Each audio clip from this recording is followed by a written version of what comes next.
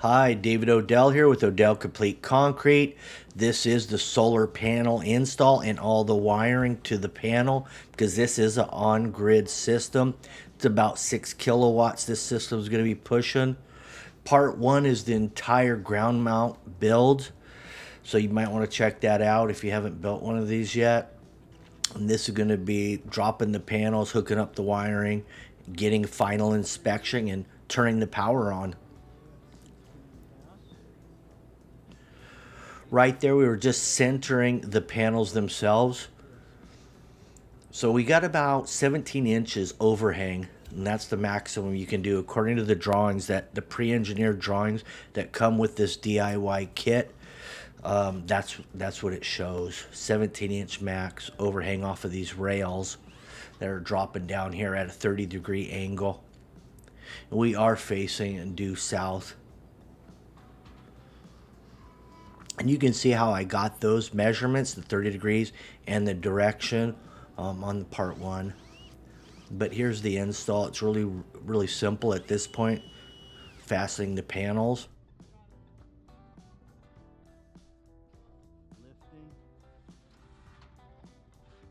The rails themselves have little fasteners that come with those rails that clip in underneath, and you just rotate them and then tighten the nut, and then that's locked in.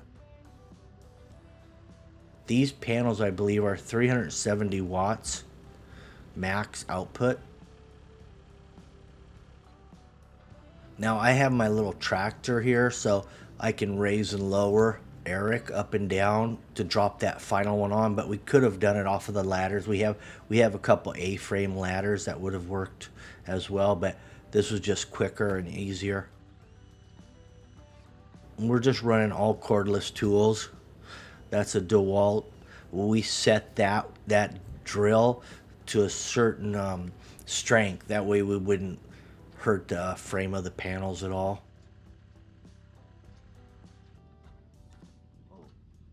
Now on the bottom, on these clips that go on the bottom, you see that little tag that Eric was holding? That's how you pull it down to lock in the bottom of that panel and then tighten.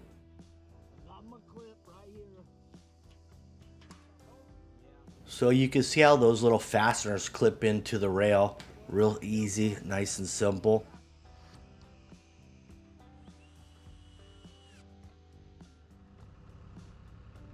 If you've got the space, the ground rack is the way to go because maintenance on them is much easier than a roof mount. It's going to cost a little bit more doing a ground rack like this, but it's definitely going to be well worth it in the long run. So on the top fastener, that has that little pull cord as well. So you pull that back, it locks in underneath the actual panel, and then you can tighten it.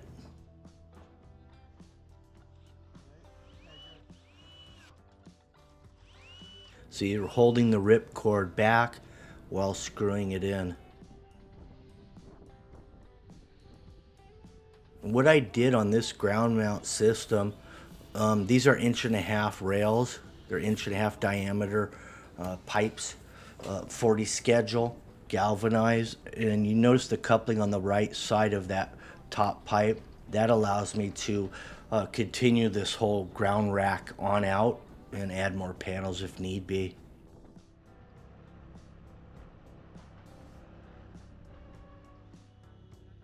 We have 16 panels. We're right about 6 kilowatts. That's what we're able to push.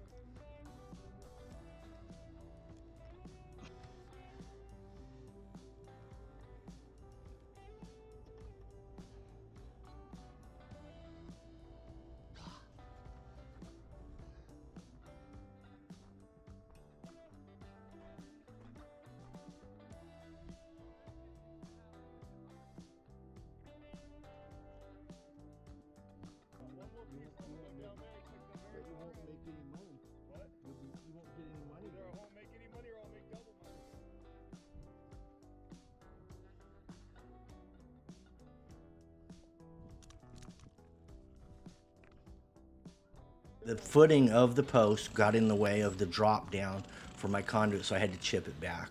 But I have the right tools, so it's not a problem. But I mean, I could have planned it a little bit better and not came down where the footing is.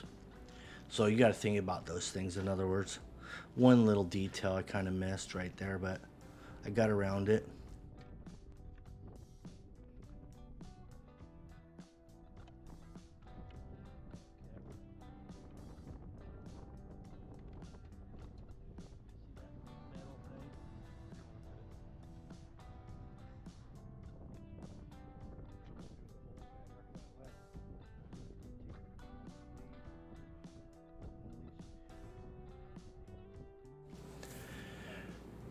Okay, so right now I'm dropping my fish tape. I've got a 200 foot, 40 foot, or 300, you know, it's a long one. It's a long fish tape.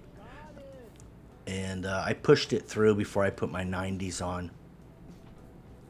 So much easier that way. And then I just slid the 90s over that fish tape, basically.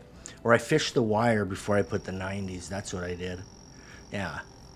Now, I came up with this, it's kind of off the top, but I have the roto hammer, right? And I have the core drill, and I needed something to drive those ground rods in. So I said, well, let's try this. Let's put the core bit on the roto hammer and put it in impact mode.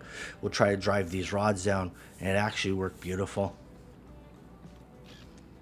Today is the wire up time. We've got the entire ground rack set. Now let's take a look underneath. Here's your inverters. This changes the panels, which are DC producing, to AC. Each one of these inverters are picking up 2 panels. So 2 panels are going into this inverter, and then 1 trunk cable is coming out. So there's 2 strings on this particular system. If you look at this thick cable here, this is your trunk cable, and that's picking up all the inverters on this string, and it's ending over here. That's the way I plugged them in. I ran them this way. So now here's the end of this particular one. You notice how I've got a lot of extra, came with a lot of extra lead, and I've terminated it with this terminator clip. But basically what this is telling me right here is that if I wanted to, I could actually add maybe another couple panels right here. Notice how I, on the rack itself, when I built this, I actually extended. I made sure I had threaded couplings on this end. That way, if I want to, I can just add a 2-foot section right up here, snap another couple panels on there, plug right into the trunk cable, and this will this existing wire will still carry that. Let's call this string 1 up here, that's string 2. They both come down here, and what happens next is they come up into here. We've fastened this combiner box right to the rail from the inside. We have a bolt going up through there and a little washer that fits in behind here. Tighten that up, and so here's string 1. I've already popped it in there. It's got 3 wires in it. And here's string 2. Same thing, 2 hots, the red and black. The green is the ground. What I did, instead of running a ground all the way back to the conduit, I put a ground right here coming through the box. That ground comes down right here, comes right on down here. You can see it right there. Comes down and it goes to here. I'm probably going to add 1 more ground rod a little ways out, and then tie that copper, that 6 gauge, right into it. So today, this is what we're going to be doing. We're going to be joining these 2. So what's going to happen is the ground out of here, the ground out of here are going to come into one to this copper ground. Ground's taken care of. Then the red and the hot are going to remain independent of one another all the way back. All right here we're just going to splice them all together. We're going to run those 2 strings all the way back to the panel.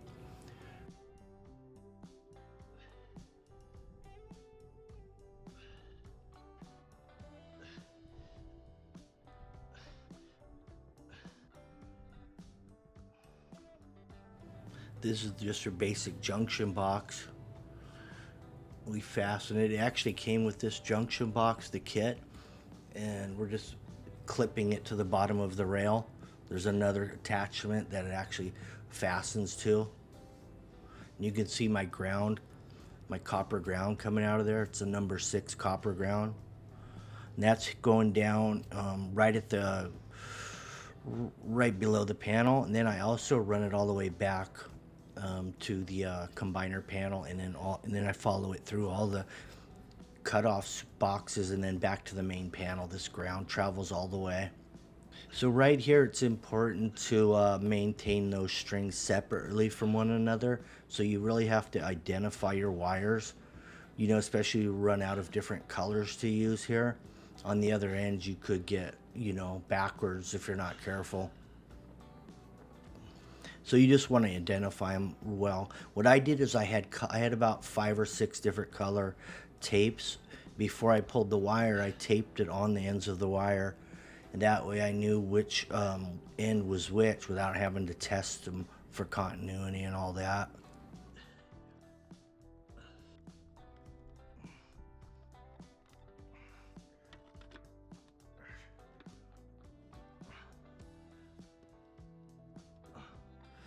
Here's a good view of how I'm driving these. It's a big roto hammer. I put a core bit on it, like I was saying before. That was great for coring through curbs, concrete curbs. But it also held that ground rod in there pretty well. And I was able just to drive it on down. The last 3 feet, or actually about the last 1 foot, I ended up breaking out the 20-pound sledgehammer to finish it off. But we got 5 feet of it with the rotor hammer, and then a 20-pound sledge for the rest of the way.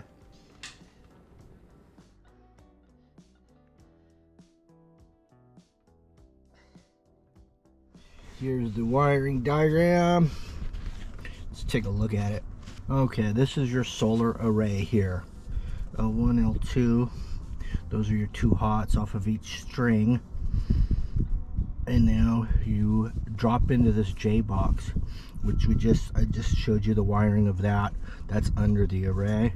So we eliminated this J box because I didn't need it. It's just another box to go in and out of. Now we just line it. We hit this combiner panel right here, 100 amp. We got 2 20 amp breakers. Each breaker gets 2 hots going into it. 2 hots, 2 hots. Come out the back. Now you've only got 2 hots rather than 4 hots going in. Now you're coming down to 2 hots coming out and a nooch. You're neutral and 2 hots. You just reduced wires, in other words, passing through this. This is a fusible disconnect, and this is a non-fusible disconnect. Well, actually reversed. This is non-fusible, this is fused. A fused disconnect, a non-fused disconnect. Right now we're gonna work right here. We're gonna get into this box. Right, as I just showed you on the plan, here's the 3 boxes on this end the kit comes with. And then of course we have the combiner one underneath the panels over there that we just worked on. Here's the wires that come out of that combiner panel. Now if you were pulling your ground all the way back there, you'd have 5 wires here. But as you can see, we have 4 because we grounded over there. We're going to put a ground in here just from this point to this point, just to ground the boxes basically. This green wire right here is going to become a black, and this blue is going to probably become a red, and I'll do that with tape. This is going in here.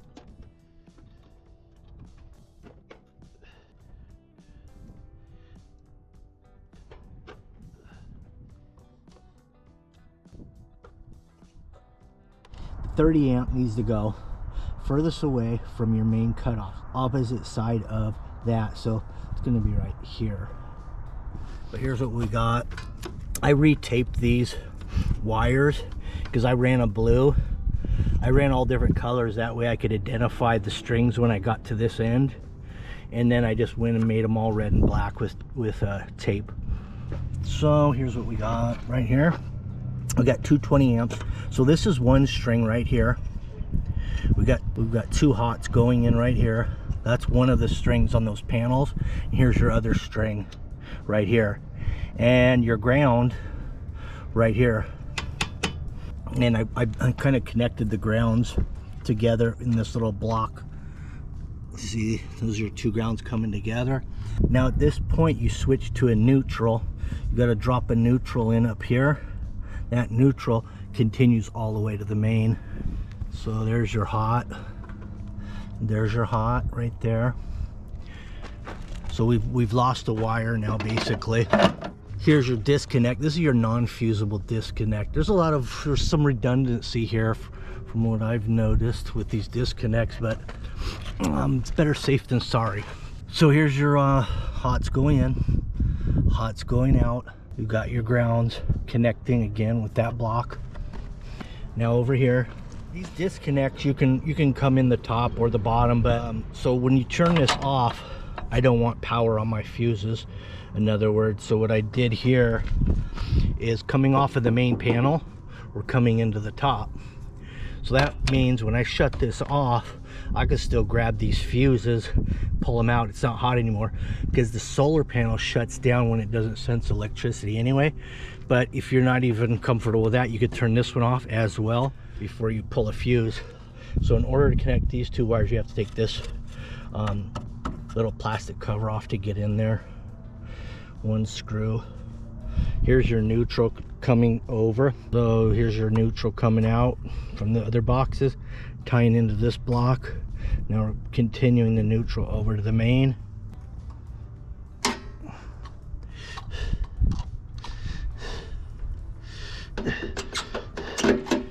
Okay, so my whites and greens come up right here. This is everything coming into this box from the solar. You got your white and your green, which pretty much land right there. Then you bring your red and black over. Now I'm coming in right here. They want this 30 amp breaker. They want it the furthest away from this block, and they want it the furthest away from the 200 amp main breaker. So this is where it goes, and that's all in the drawing. I have no idea why, or even if it matters, but you know, that's the nice thing about having a plan. You follow it and then you pass inspection. All right guys, let's wrap up this solar install. I'm gonna kind of do a complete overview really quick on it. Okay, it's a DIY kit. Everything you see comes with the kit delivered to your house. Only thing you're going to have to source is the concrete, the sonotubes, and the 1.5-inch pipe. And of course your wire run from here to there. That's what you're going to need. So basically we've got 1 yard of concrete on this end of it. This is where your strings come together. We have 2 strings.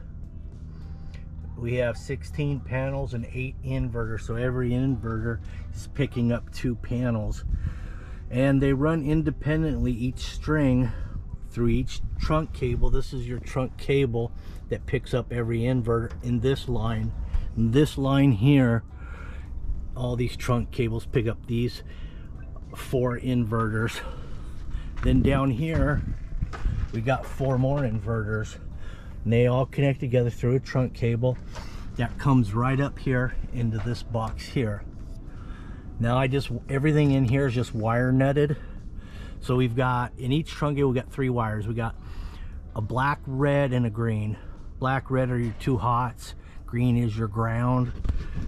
Those continue all the way down, 10 gauge wire all the way over. So right in here we've got 5 wires running all the way back. We got 4 hots and we got a ground. They're all 10 gauge. And now let's go back to the panel. We'll take a look in the panels themselves, and I'll show you exactly how to connect this entire kit.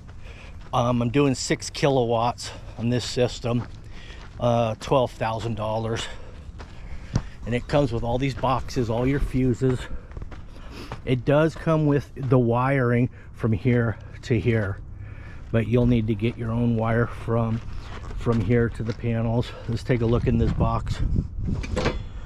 I spent, well, with the 12 grand for the kit and the 1.5-inch pipe in the conduit and the concrete, we're looking at about 13,000, right around there. Look at all these stickers. There's almost not enough space for them. Okay, here's the approval, and today is the 8/5/8/23.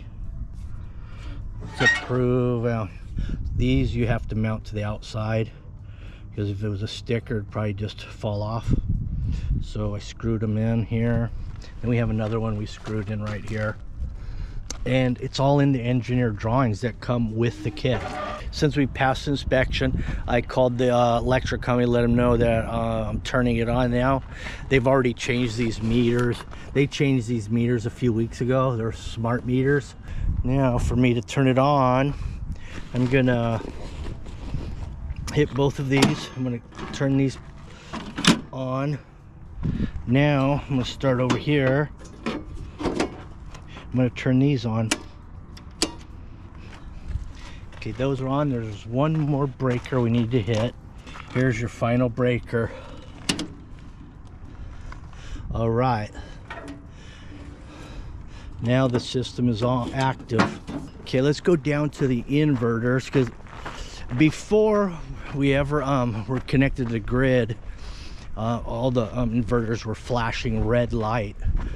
That means they're not producing power. So you're safe to work on the open wires. In other words, it's not producing until it senses the grid tie-in. It has to sense the electricity on the other end for these to actually go green. So let's see if they went green yet. We'll look at this lower one. Okay, these were flashing red. Now here's the light. You know, there, see how it flashed green there? So that means it's working. Now let's check the top string. If just one of these lights flash on the top string, that means they're all flashing, right? Okay, we're good. We're producing power right now. Another item the whole kit came with is I have a Wi-Fi connection with this that I can I'd have to download an app. And there's a little I don't know, it looks like a router I've got to plug into the house, and that's gonna transmit from these inverters to my phone, in other words, and I'll know exactly what panel's doing what and when and how. Anyway, thanks for watching, and hope this helps lower your electric bill. Have a good one.